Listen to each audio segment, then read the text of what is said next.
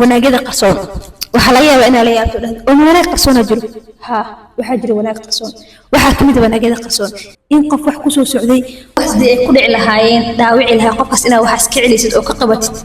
qofkana uu soo ogeyn wanaagada qarsoon waxa kamid ah qof dhan inaa wax barashadiisa damaanad qaadid qofkaasna maanta dadku uusan ka garaneyn wanaagada qarsoon waxa kamid ah in ganacsigaaga aad qof ku dhahayd maanta ganacsi wuxuu ku jiraa qiimo dhimis 50% ah qofkaasna uu ku adeegto qiimo dhimis 50% ah oo u maleeyo inuu 150 qiimo dhimis uu ku adeegtay balse adiga aad ugu tala gashay qofka inaad ku caawiso asagana uu soo ogeyn wanaagada qarsoon waxa kamid ah in qofka aan u duceeyno asagoo naga maqan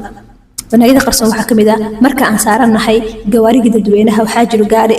kursi yar oo marna la qaado marna la dhigo kursigaas badanaa markii la dhigo wuu dheeliyaa in kursigaas aad celiso qofka ku fadhiina uusan ogeyn wanaagada qarsoon waxa kamid ah in qof si buuxdo aad u caawiso asagoona garanayna magacaada iyo waxa aad tahay wanaagada qarsoon waxa kamid ah dariskaaga waxyaalaha u baahan yihiin inaad u samaysid dariskana aysan ogeyn wanaagan qofka u sameeyo qofku yahay wanaagada qarsoon waxa kamid ah in waalidka aad deynka bixisid waalidkana uusan garanayna qofka deynta ka bixiyo qofku yahay wanaagada qarsoon waxa kamid ah sidoo kale wanaagada qarsoon waxa kamid ah in qof lagaaga sheekeeyay xaaladiisa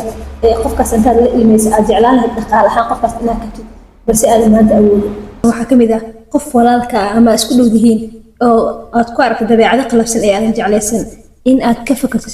sidaad ugu caawin lahayd qofkan oo xataa laga yaabo inaad kursooyin badan u soo qaadato inaad buugaag badan u soo akhrisid qofkan ugu yaraan u caawin lahayd oo